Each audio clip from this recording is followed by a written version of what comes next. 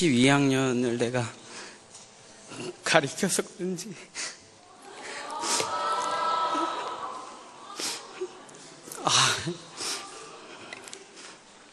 동현이가 썩은 계란으로 기숙사에서 장난치고 그럴 때 엊그제 같은데 규범이가 아까 이 못난 놈 가르쳐줘서 고맙다 그러는데 나도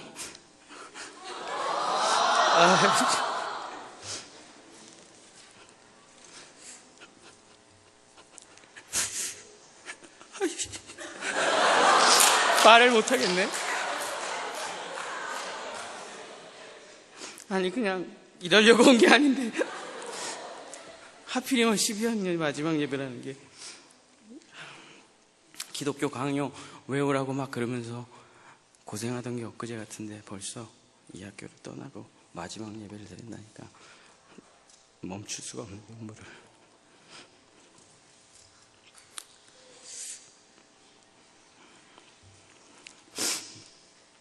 여러분 나가서도 이 학교에서 드렸던 예배를 기억하면서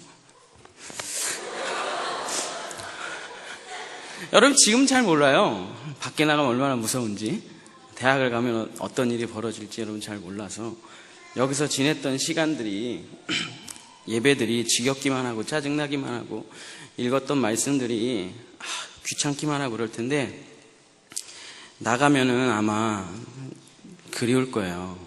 다시 와서 예배드리고 싶고 막 애들이랑 같이 지내고 싶고 그럴 시간이 올 겁니다. 여러분 나가서도 이곳에서 함께 예배하고 울고 했던 시절 잊지 않고 주님 품 안에서 잘 성장하기를 예수님의 이름으로 축복합니다. 오늘 진리란 무엇인가에 대해서 말씀을 전하고자 합니다. 물 한 잔 먹고 코 한번 풀고 해야 되겠어요.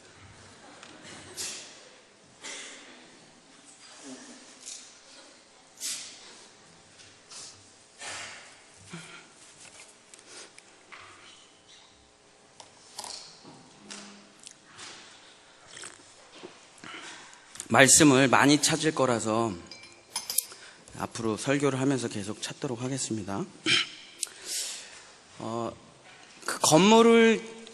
이 사진 하나만 띄워주실래요? 진리라는 게 히브리어 말로 에메트라는 말인데 이 진리라는 말이 무슨 뜻이냐면 건물을 질 때 가장 밑에다 놓는 튼튼한 돌멩이, 성경에서 그걸 반석이라고 말하는데 이걸 진리라고 그래요.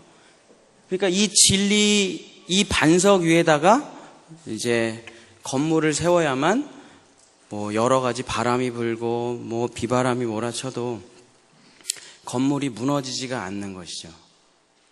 그래서 성경에서는 이걸 히브리어로는 진리라고 하고 이제 신약에서는 이걸 반석이라고 하는 거죠. 여러분이 인생을 이렇게 살아가면서 지금 이렇게 공부하고 노력하고 애를 쓰고 성공하고 싶고 대학을 가려고 하는 이 모든 노력들이 뭐냐면 여러분의 반석을 만드는 거예요. 그래서 그 반석에다가 내 인생을 걸고 집을 짓고 살아가는 거죠.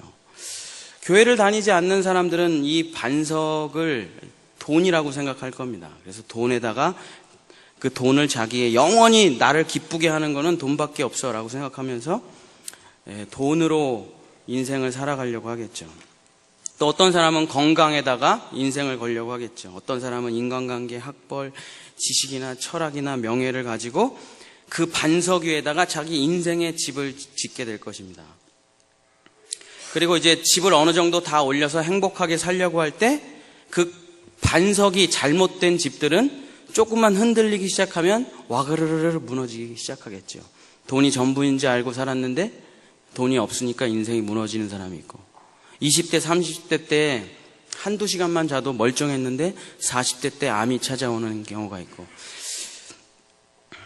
여러분도 저를 옛날에 불렀을 때 전도사라고 불렀겠지만 제가 처음에 파주에서 전도사 생활을 했을 때 가르치던 아이들이 있었어요.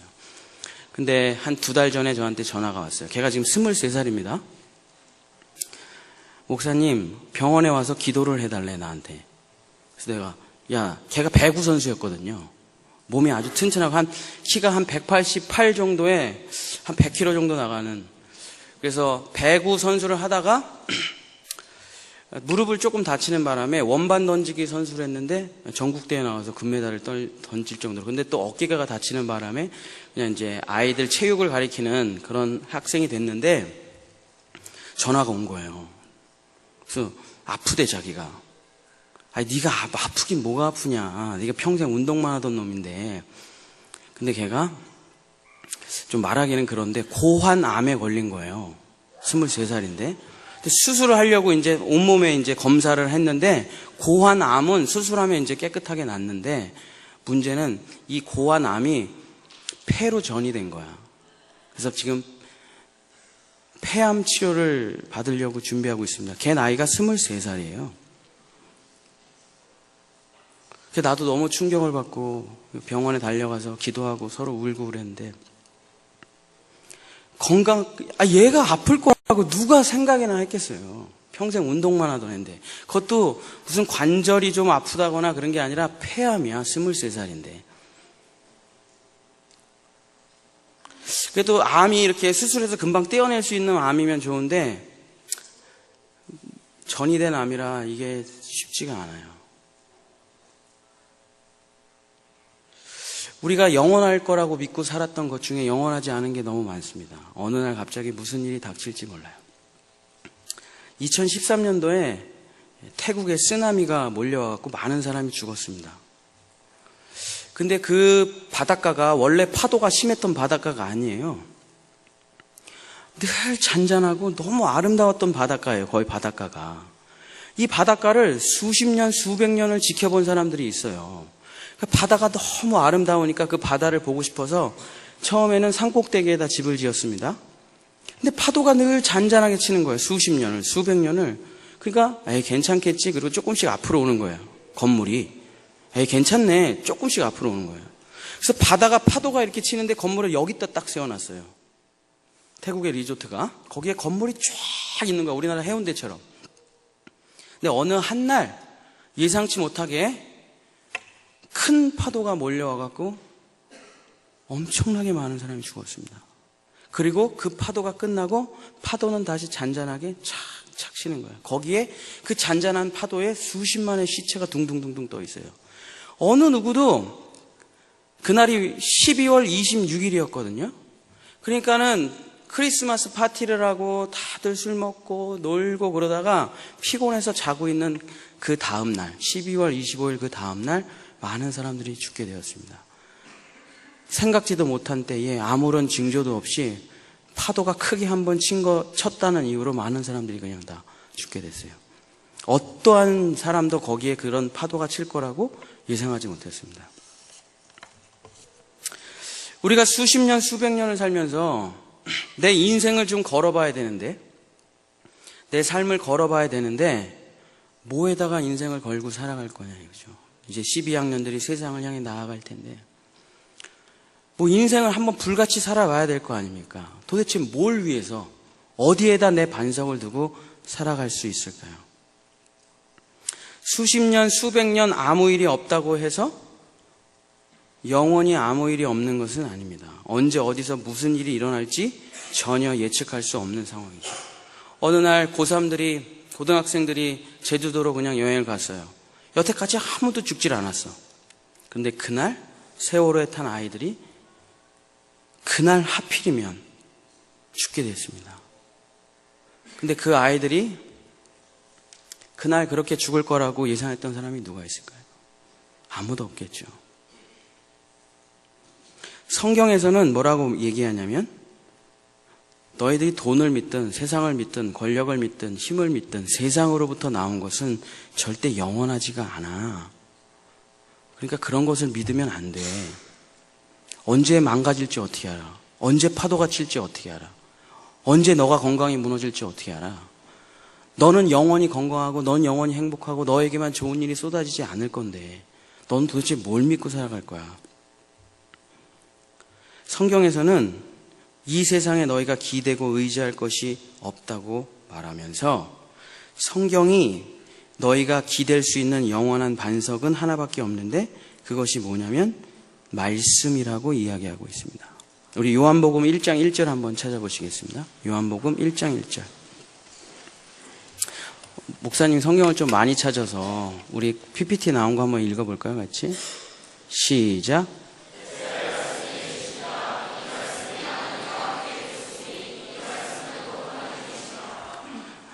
말씀이 하나님이에요. 말씀이 하나님. 요한복음 1장 1절의 말씀입니다. 자, 요한계시록 19장 13절. 요한계시록 19장 13절. 우리 같이 읽겠습니다. 시작.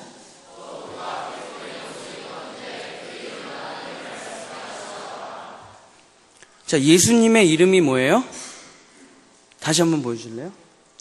그 피 뿌린 옷을 입은 분이 예수님이잖아요. 그죠? 예수님의 이름이 뭐예요? 말씀이죠? 예수님의 본질이 뭐냐면 예수님의 본질이 말씀이에요. 하나님은 말씀이고 예수님도 말씀이에요. 그럼 성령님은 마태복음 10장 20절. 마태복음 10장 20절입니다. 시작.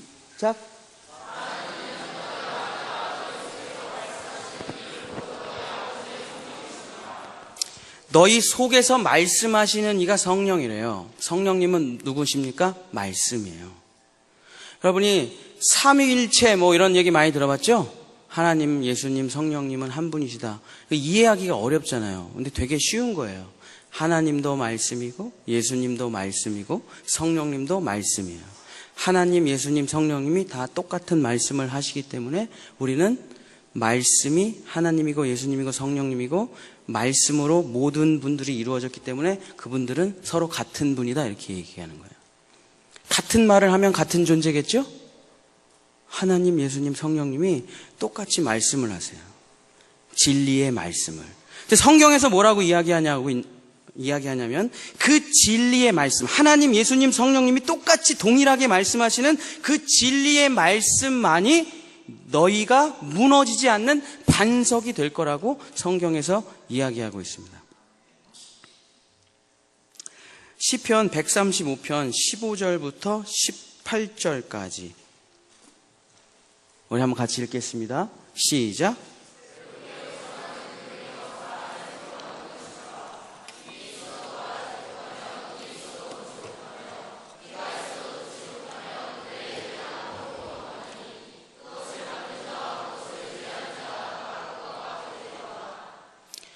자, 기독교가 다른 종교하고 차이점이 뭐냐고 누군가가 여러분 뭐 대학을 가거나 여러분 이제 여기 다 믿는 사람이니까 그런 사람이 없죠. 여러분 이제 일반 세상에 나가면 어마어마하게 많은 사람들이 여러분이 기독교인이라는 이유로 비난하고 여러분이 군대에 가면 기독교인이라는 이유로 맞게 될 거고 여러 가지 고난을 겪게 될 거예요.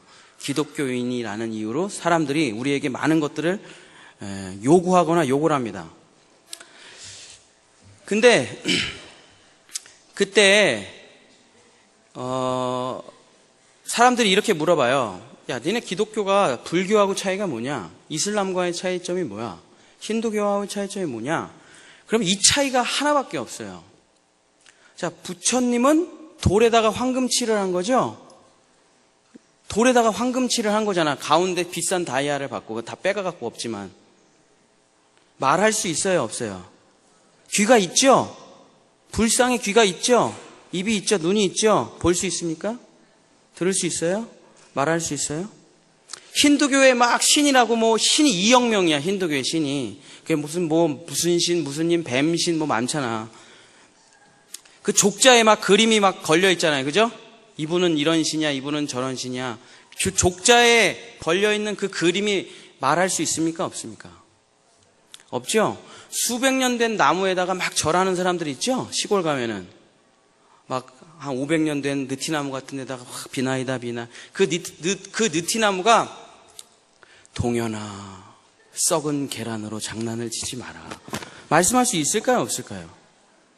규범아, 선교사가 되기엔 넌 얼굴이 너무 험악하다. 팩을 자주 하도록 하여라.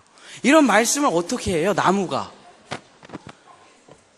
살아있는 게 살아는 있지만 존재가 말할 수 있는 존재, 우리랑 소통할 수 있는 존재가 아니잖아요. 우리보다 훨씬 열악하고 조잡하고 하등한 존재인데 그 존재들이 우리는 영적인 존재고. 그러니까 기독교와 다른 종교와의 본질적인 차이는 뭐냐면 야 니네 신이 말을 하냐? 물어보면 돼요. 야 니네 신이 말을 하냐고. 아무도 못해요. 어떻게 말을 하냐고요. 근데 여러분 하나님은 말씀하십니다. 살아계시니까요. 하나님은 나무가 아니잖아요. 하나님은 살아서 말씀하시고 여러분의 기도를 듣죠. 여러분 기독교인들 중에서 내가 하나님을 만났습니다. 내가 하나님을 만났습니다 하는 모든 간증들의 핵심이 뭐예요? 하나님의 음성을 듣는 거잖아요. 말씀하시는 그 하나님의 음성을 들은 거잖아요. 그거 말고 뭐가 있습니까? 그거 말고. 하나님은 살아계시기 때문에 우리랑 말씀으로 서로 교제를 하시는 거예요. 다른 종교는 어떤 종교도 그걸 할 수가 없어요. 불가능합니다. 히브리서 4장 12절 한번 같이 읽겠습니다. 히브리서 4장 12절. 자, 시작. 하나님의 말씀은 살아있고 활력이 있어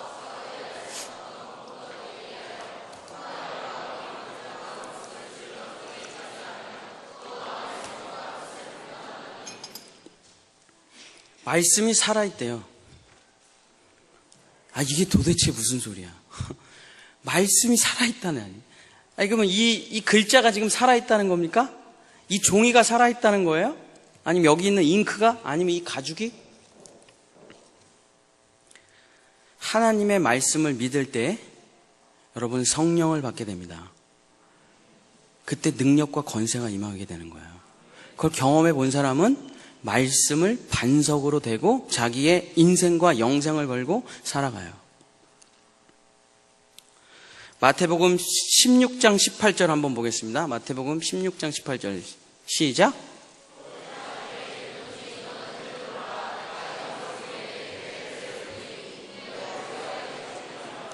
베드로라는 이름 자체가 반석이란 뜻이에요. 반석. 그러니까 예수님께서 뭐라 그러냐면 내가 반석 위에 영원히 무너지지 않는 반석 위에 교회를 세울 건데 무슨 뭐 질병이 오고 뭐 재수 없는 일이 생기고 그런 게 아니라 사탄 마귀의 권세도 꺾지 못하는 그 반석을 너희에게 줄게. 이거를 너희가 갖고 있으면 어떤 사람이 유혹을 한다 그래도 무너지질 않아. 실패가 찾아와도 무너지지 않아. 가난이 찾아와도 무너지지 않아. 질병에 걸려서 죽어가도 무너지지 않고 누가 너의 목을 치려고 해도 내가 예수를 부인하지 않게 돼. 그 반석을 너희에게 줄게. 그 반석 위에 세워지는 것이 교회야 라고 예수님이 얘기하시는 거예요. 그 반석이 뭐냐면 말씀이에요. 말씀. 자, 이 말씀의 반석이 중요하다는 건 제가 설명했습니다. 근데 중요하다는 건 뭐 여러분이 이미 다 들어서 알고 있고. 자, 문제는 뭐냐면, 그럼 이 말씀을 내 인생의 반석으로 두고 살아간다는 것은 무엇이냐?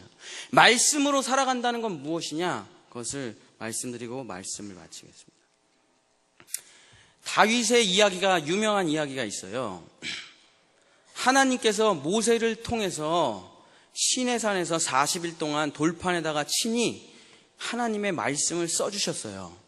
그 돌판을 하나님의 법궤, 상자에다 담아갖고 그 이스라엘에서는 그거를 가장 소중하게 생각해요.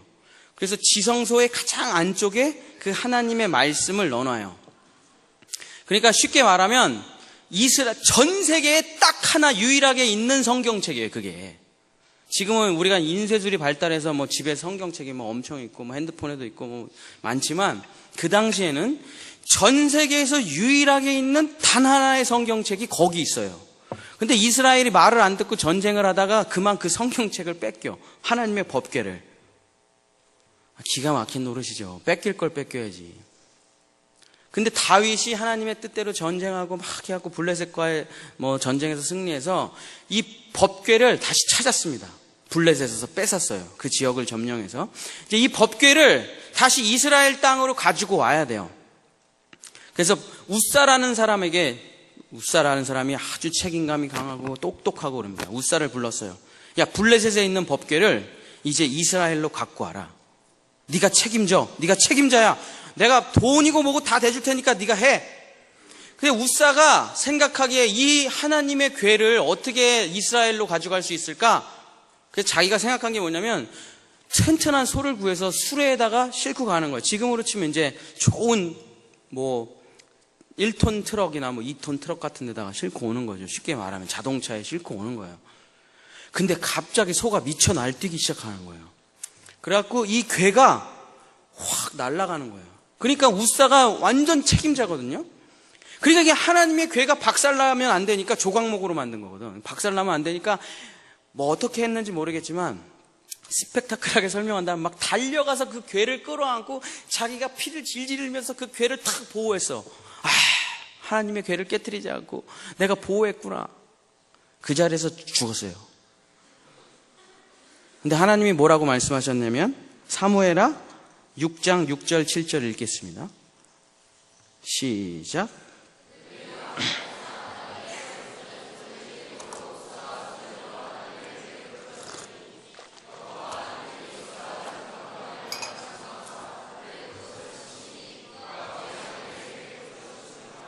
여호와 하나님이 우사가 잘못함으로 말미암아 진노하셨대요.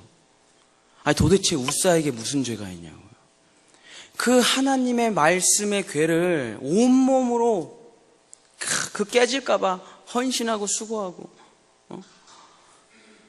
아니, 그런 사람이 어떻게 하나님의 진노를 일으킬 수가 있을까요? 뭐 어떤 사람들은 이 본문을 이렇게 해석하긴 합니다. 그건 이제 레위인이 어깨에다 메고 가야 되는 궤를 우사가 손으로 만졌기 때문에 죽었다.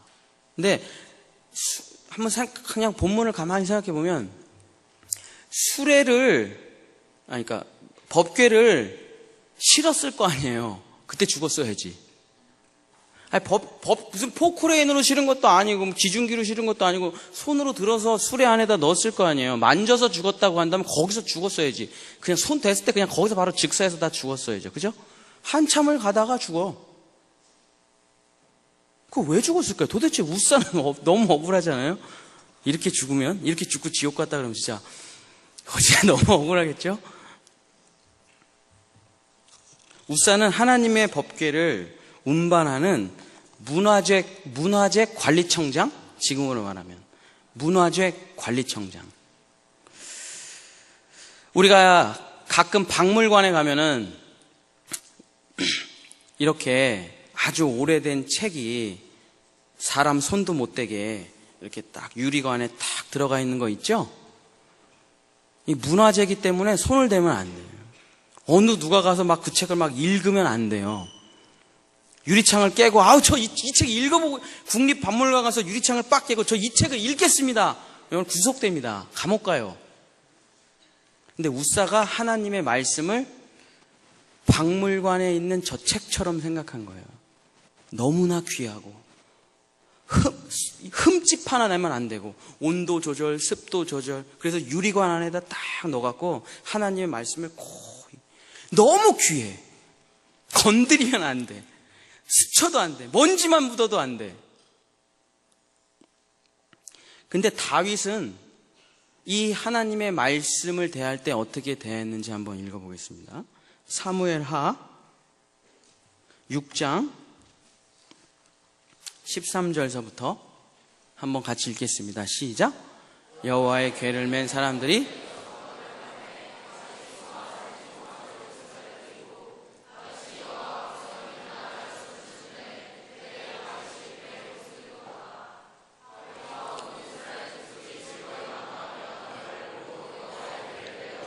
이 궤가 들어오는데 다윗이 아주 얇은 베옷을 입고 춤을 추고 있는 거예요. 그래서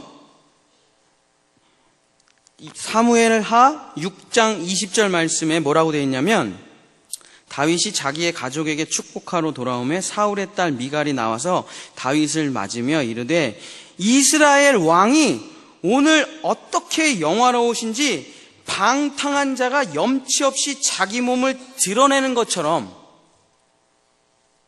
오늘 그의 신복의 계집종들의 눈앞에서 몸을 드러내셨도다. 그러니까 다윗의 아내가 다윗을 보고 아 여보 너무 창피해요. 히브리어 원문에 어떻게 써 있냐면 나체가 된 거예요. 다윗이 춤을 추다가 옷이 다 내려가서. 남자잖아요. 막 춤을 춰요. 근데 자기 부하들이 쫙 있잖아요. 그죠? 자기 부하들의 부인들이 다윗이 옷이 다 벗어져서 나체로 춤을 추는 걸 보니까 아내 입장에서는 이걸 말릴 수밖에 없는 거예요.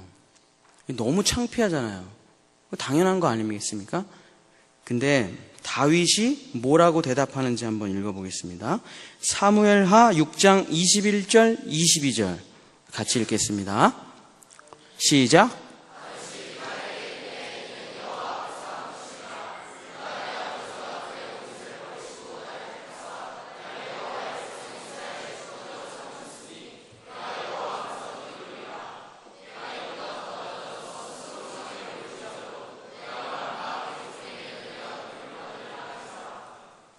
다윗이 미갈에게 이르되, 다윗이 대답한 거예요. 자기를 비난하는 자기 아내한테. 이유는 합당하죠. 옷을 다 벗고 모든 부하들의 아내가 있는 데서 거기서 발가벗고 춤을 췄으니 욕먹을 만하죠. 근데 다윗이 내가 왜 그랬는지를 설명하는데 여호와 앞에서 한 것이니라 이렇게 되어 있습니다. 따라해 보세요. 여호와 앞에서 한 것이니라. 자, 우사가 하나님의 궤를 대하는 태도는 문화재 관리청장처럼 대하는 거예요. 하나님의 말씀을. 아, 이건 귀한 책이야. 아, 이건 훼손하면 안 돼. 아, 이건 귀하게 보존돼야 돼. 그 마음도 귀하죠. 근데 다윗은 그 하나님의 궤 자체를 어떻게 생각했습니까? 하나님이라고 생각한 거예요. 여기 엄청난 차이가 있습니다. 여러분 느껴지십니까? 성경을 책이라고 생각하는 사람이 있어요. 아우, 아주 귀한 책. 아우, 이건 진짜 하나님의 말씀. 이렇게 생각하는 사람이 있어요. 그죠? 누가 성경책 집어던지면, 아이, 왜 그래? 그래서 먼지를 툭툭 털고, 고이 모셔놓고, 그죠? 근데 다윗은 이 하나님의 말씀을 하나님이라고 생각했다니까요. 책이라고 생각해 본 적이 없어요. 이거 무슨 매일 읽어야 되는 무슨 뭐 어떤 것 이렇게 생각해 본 적이 없어요. 밥 먹을 때 외워야 되는 것 이렇게 생각해 본 적이 없어요.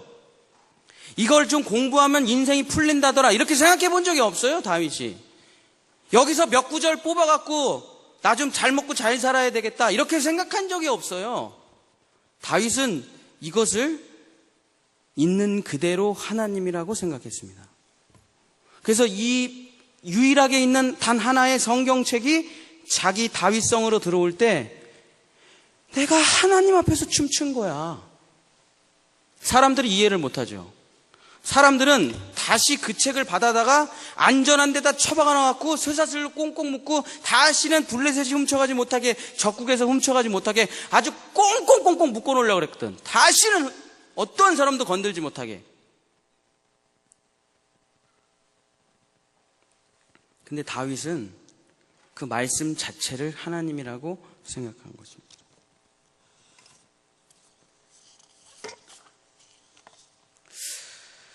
하나님의 말씀을 하나님이라고 믿은 거예요. 이 간단한 차이를 여러분이 깨달으면 얼마나 좋을까요? 여러분 다시 한번 질문해 보겠습니다. 성경책이 막 너덜너덜해져서 테이프로 붙여보신 적 있으세요? 저는 많이 그랬는데. 또 성경책이 먼지가 묻어서 잘 닦고 관리 잘 해보신 분 계세요? 성경책을 또 잘 보관하고 계시겠죠, 여러분들. 근데 다윗처럼 성경 말씀을 읽고 춤춰보신 분 있습니까? 성경 말씀이 새벽 기도 때 성경 말씀을 듣고 막 춤춰본 사람 있어요? 목사님한테 혼나겠죠, 그러면. 정신 차리라고. 아니, 마음으로라도 말씀을 듣고 춤춰본 적 있습니까? 성경을 읽고 여러분 춤춰본 적 있어요? 하나님의 말씀을 듣고 너무 좋아서 혼자 웃으면서 미친놈처럼 걸어간 적 있습니까? 하나님의 말씀을 듣고 울어본 적 있어요? 하나님의 말씀을 듣고 내 모든 전 재산을 걸고 내 인생을 걸어본 적 있습니까? 하나님의 말씀을 믿고 정말 세상과는 전혀 다른 선택을 해본 적이 있으세요? 다윗은 그걸 매일 하고 사는 사람이에요. 다윗은 하나님의 말씀을 지식이나 정보나 데이터나 자기계발서나 도덕책으로 생각하지 아니하고 종교서적으로 생각하지 아니하고 하나님의 말씀을 하나님 자신이라고 생각했다니까요. 여러분, 하나님이 진짜 내 앞에 나타나서 심규범, 하나님이 진짜 나타나서, 심규범 꿈이 선교사지, 그죠? 어디 갈 나라 생각했어요? 한국. 근데 하나님이 나타난 거야. 진짜 하나님이 나타난 거야. 그래서 너 생긴 게 한국이 아니야. 넌 소말리아다. 진짜 하나님이 나타나서 너에게 소말리아로 가라. 그럼 가겠어요, 안 가겠어요? 가야겠죠. 아니, 진짜 리얼한 하나님이 나타났다면, 그 사람이 아니라면 상관없는데 진짜 하나님이 나타나서 소말리아로 가라. 그러면 가야겠죠? 근데 왜 우리는 성경을 읽을 때 그렇게 생각하지 않을까요? 말씀이 하나님이고 하나님이 말씀인데 왜 우리는 살아계신 하나님이 나타나서 말하기만을 기다릴까요? 성경책을 읽으면서는 내 삶을 변화시키지 못하고 어떤 기적 같은 현상이 어떤 무슨 특별한 어떤 신비적인 계시가 나타나기를 원하냐고요. 이미 하나님은 1.1획도 틀림없이 나에게 완성된 성경책을 주셨는데도 불구하고 그것을 하나님이라고 생각하는 사람이 몇 명이나 있겠습니까? 그러니까 성경이 무미건조한 거예요. 이 지겨운 겁니다, 이게. 도대체 실생활에서 전혀 써먹을 수 없는 이런 얘기들을 도대체 뭐 하라고. 그러니까 교회를 다니지만 말씀을 듣지만 자기 방식대로, 자기 생각대로, 자기 철학대로, 자기 경험으로 살다가 그것이 어느 날 멸망할 때 같이 멸망하고 마는 것이죠.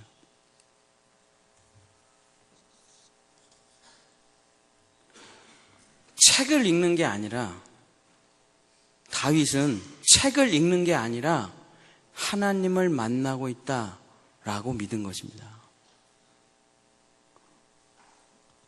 성경 말씀을 그대로 믿었고 그 말씀을 자신의 반석으로 삼고 살아왔던 사람입니다.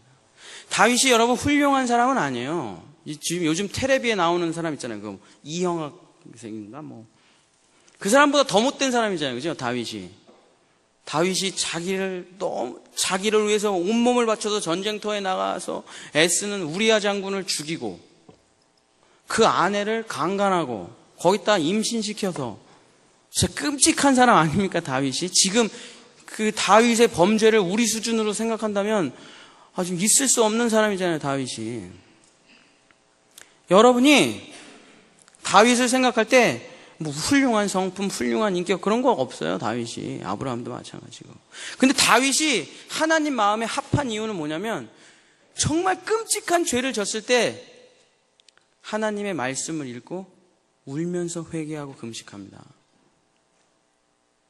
하나님이 나를 혼내고 있구나라고 생각해서.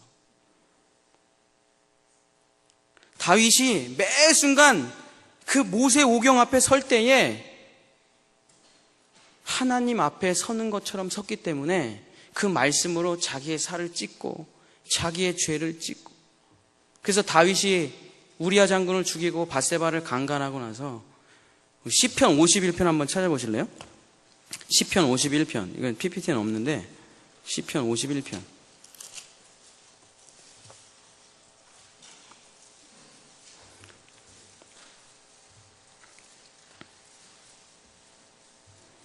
(3절) 시편 51편 3절서부터 제가 읽겠습니다.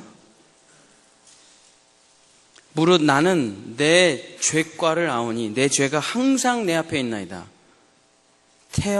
내 인생에는 죄밖에 없어요. 나에게서 나온 거는 죄밖에 없습니다. 4절, 내가 주께만 범죄하여 주의 목전에 악을 행하였사오니 주께서 말씀하실 때 의로우시다 하고 주께서 심판하실 때 순전하다 하리이다. 주께서 나를 심판하셔도 내가 할 말이 없습니다. 저는 죄인이에요. 5절, 내가 죄악 중에서 출생하였으며 어머니가 죄 중에서 나를 잉태하였나이다. 살면서 실수를 한 게 아니라 태생이 죄인이고 죄밖에 진 게 없고 어머니의 뱃속서부터 뼛속까지 나는 죄밖에 질 것이 없는 완전한 죄인입니다. 이거 어떻게 알았을까요, 다윗이? 하나님의 말씀이 자기의 모든 죄를 찢어버리고 자기의 살과 피를 찢어버려서 견딜 수 없어서 하나님께 고백한 거 아닙니까? 말씀이 없는 사람은 회개가 안 돼요. 여러분, 요한계시록에 보면 마지막 때의 사람들의 특징이 있습니다. 마지막 때의 사람들의 특징은 어떤 특징이 있을까요? 회개가 안 돼요. 회개가 불가능해요. 끝까지 하나님을 저주하다가 지옥으로 떨어지는 거예요. 왜? 말씀이 없어요. 말씀이신 하나님이 심판의 주로 재림하셨기 때문에 말씀이 없어요. 그러니까 어떻게 됩니까? 회개할 말씀이 없어요. 사랑의 하나님, 용서의 하나님이 이제는 심판의 하나님으로 서 계셔. 그러니까 회개가 안 돼. 근데 다윗은 그 하나님의 말씀으로 자기를 치고 회개하고 눈물을 흘리고, 그래서 첫째 아들이 죽었습니다. 근데 다윗이 이 죄값이 나에게 마땅하도다. 하나님께서는 때때로 격려의 말씀도 주시고 위로의 말씀도 주시고 때로는 살을 찢는 고통의 말씀을 주시기도 하십니다. 여러분, 하나님을 만나는 유일한 방법은 말씀밖에는 없어요. 다른 건 없어요. 기독교는 계시의 종교예요. 종교라고 말하기도 좀 웃기지만 어쨌든 기독교는 계시입니다. 계시. 하나님께서 자기 백성들에게 말씀하시는 거예요. 그 말씀이 내 안에 들어왔을 때 기적도 일어나고 능력도 받고 병도 고치고, 그러나 다 말씀으로 하세요. 그러니까 그 말씀이 내 안에 들어와야 돼요. 그 말씀이 믿어져야 됩니다. 말씀을 믿을 때에 성령이 임하는 거예요. 갈라디아서 3장 2절.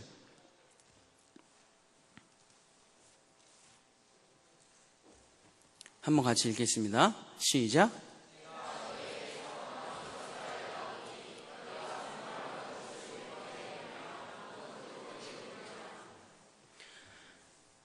사도 바울이 갈라디아 지역에 교회를 세웠는데 거짓 형제들이 들어와서 막 교회를 막 난리를 나게 한 거예요. 이단들이 막 들어와서. 근데 그들이 뭐랬냐면 이랬어요.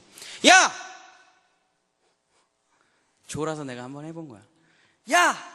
김국도 목사님 잘하시네. 김국도 목사님 내려가셔서 때리기도 하셔요. 나도 많이 맞아봤고. 한번 해볼까 봐. 까먹었네. 무슨 얘기인지. 갈라디아 교회가 다 작살이 났어. 이단들이 들어갔고. 근데 이단들이 뭐라 그랬냐면 이렇게 얘기했어요. 야, 착하게 살아야지. 선하게 살아야지. 야, 행위가 달라져야 구원을 받는 거지. 착한 일을 해. 선한 일을 해. 율법을 지켜. 돼지고기 먹지 말고 할례 받고 정신 차려. 그러니까 교회가 작살이 난 거예요. 근데 그 얘기를 사도 바울이 듣고 막 피눈물을 흘리면서 편지를 쓴 게 갈라디아서예요. 거기 뭐라고 썼습니까?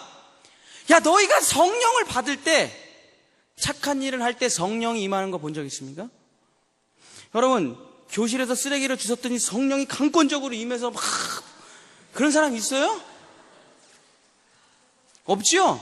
착한 일을 하는 게 나쁘다는 게 아니라 성령이 임하지가 않잖아요, 그게. 막 남은 깍두기를 싹 긁어먹었더니 성령이 막 임해갖고 그럽니까? 아니요, 성령이 임하는 건 하나밖에 없어요. 갈라디아서 3장 2절에 말씀을 듣고, 하나님의 말씀을 듣고 믿을 때에 너희가 성령을 받지 않았느냐? 근데 어떻게 이 복음을 버리고 다른 복음으로 가느냐? 여러분이 하나님을 만날 수 있는 유일한 방법은 성경을 읽고 성경을 듣고, 그 당시에는 성경이 이렇게 없으니까 들을 수밖에 없었죠.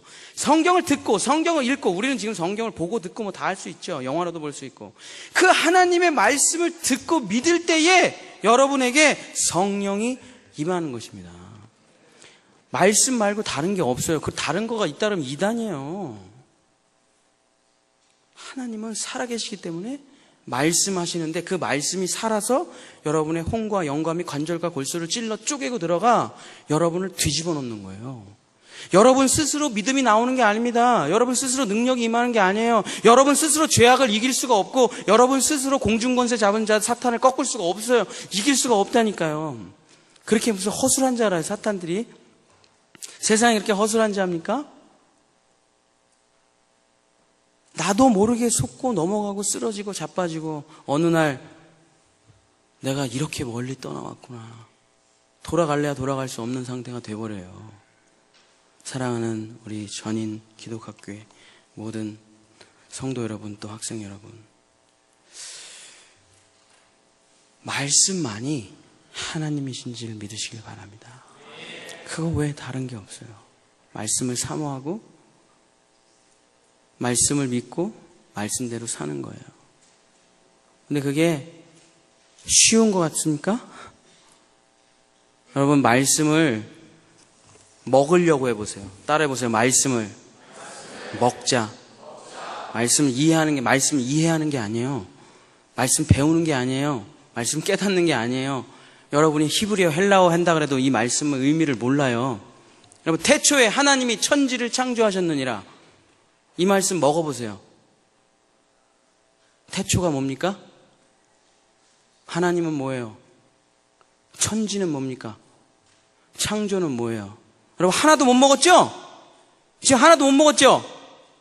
무슨 말인지조차 모르겠죠? 내가 아는 성경 구절이라고는 태초에 하나님이 천지를 창조하시느라고 요한복음 3장 16절, 이거 두 개밖에 없잖아요. 그죠? 하나님이 세상을 이처럼 사랑. 그거 두 개밖에 없는데, 유일하게 외우는 구절이 그 두 개밖에 없는데 먹을 수 있어요, 없어요?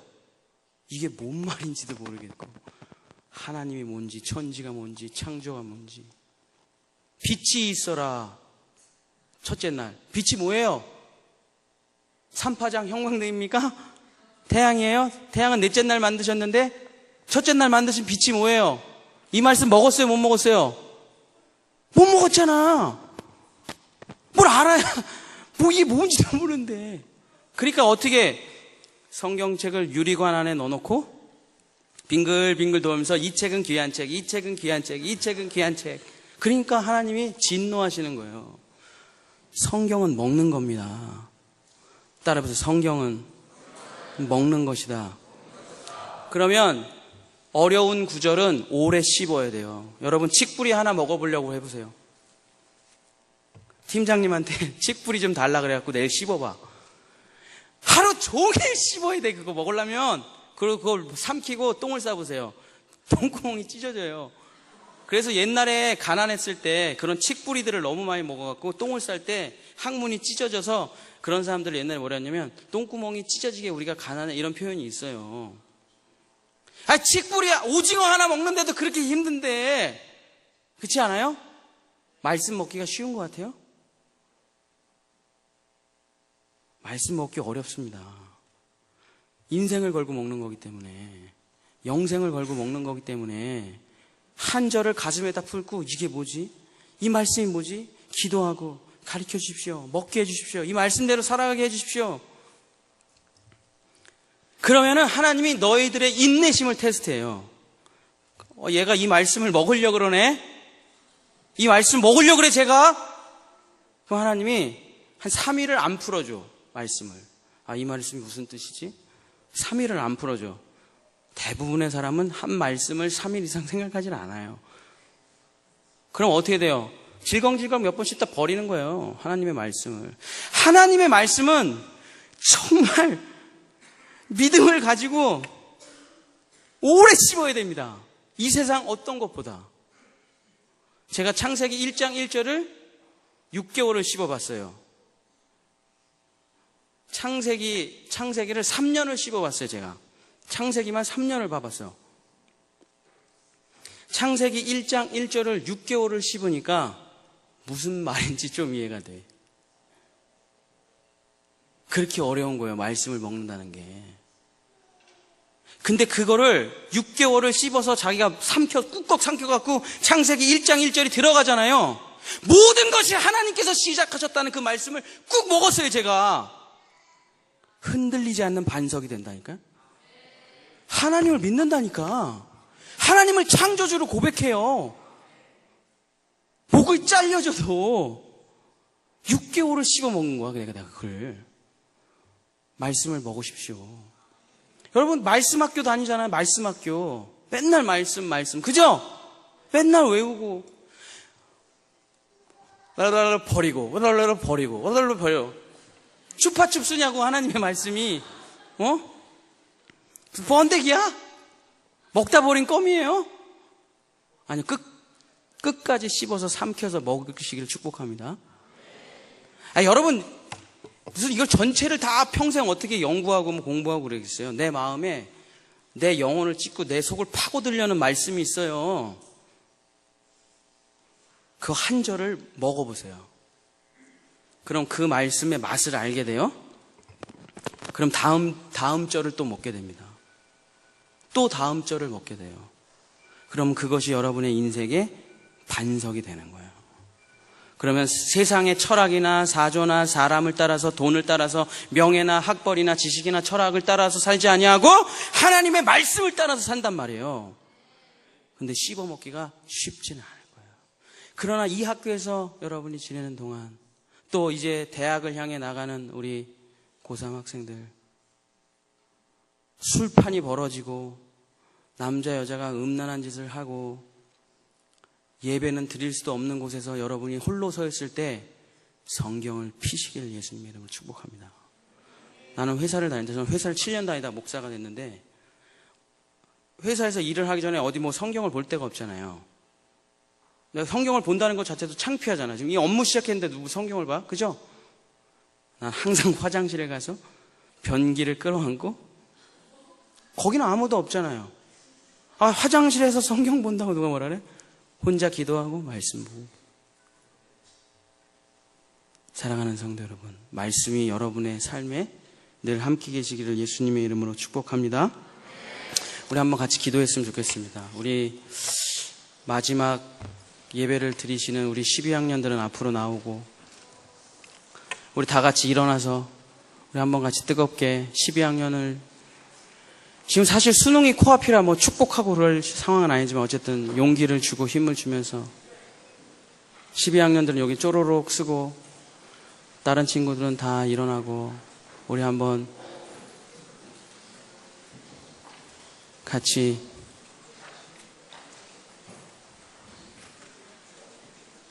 (12학년들은) 다 손에 손을 잡고 우리 다 같이 손에 손을 잡고 한번 같이 기도할까요?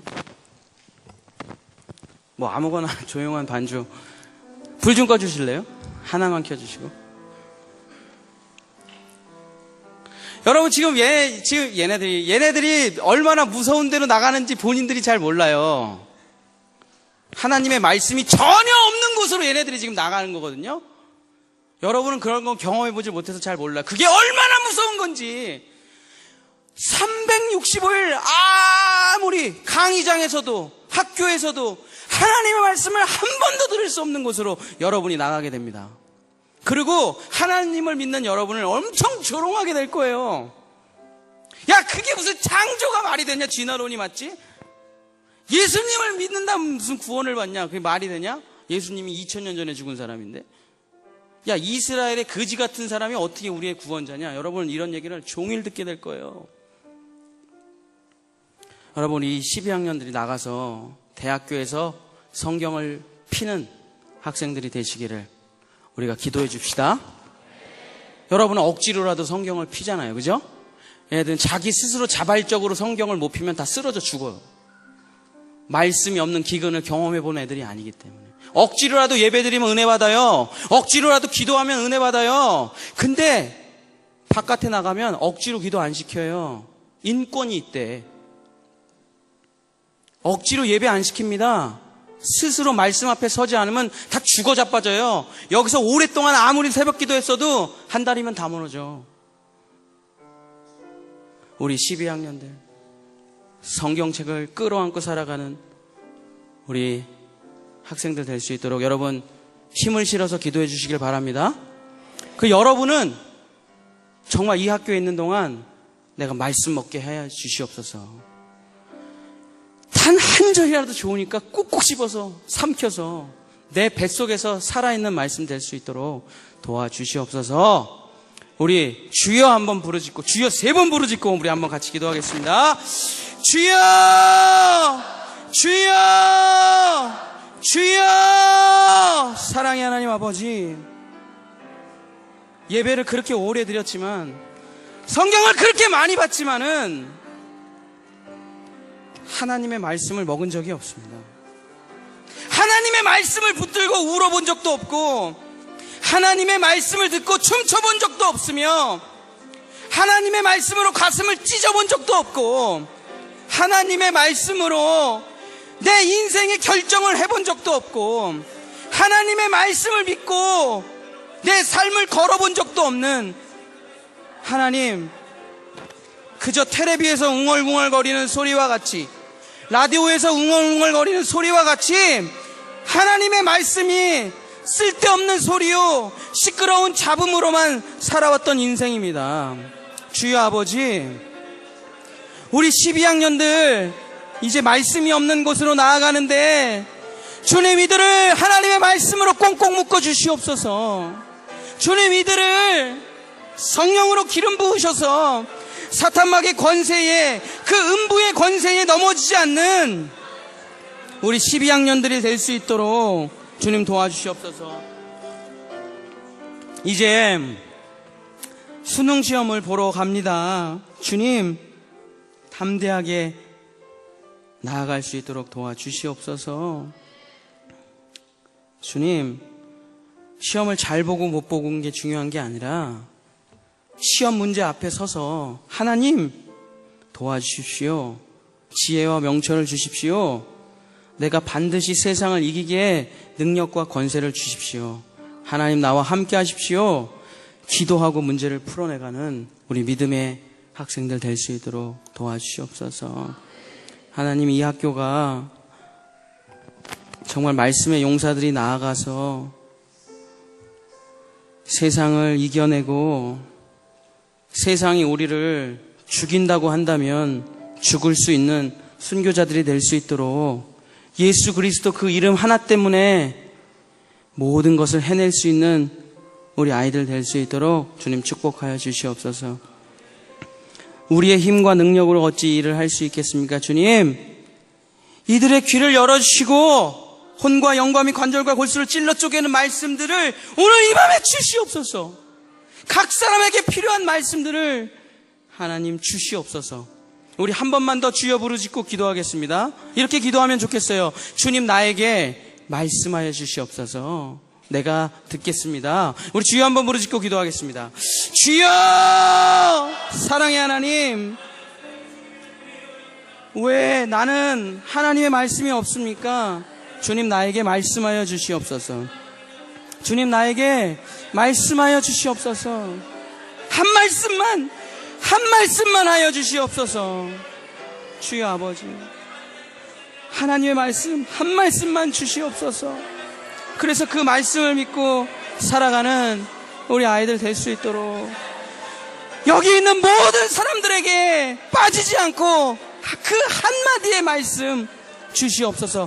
각 사람에게 필요한 그 말씀을 허락하여 주시옵소서.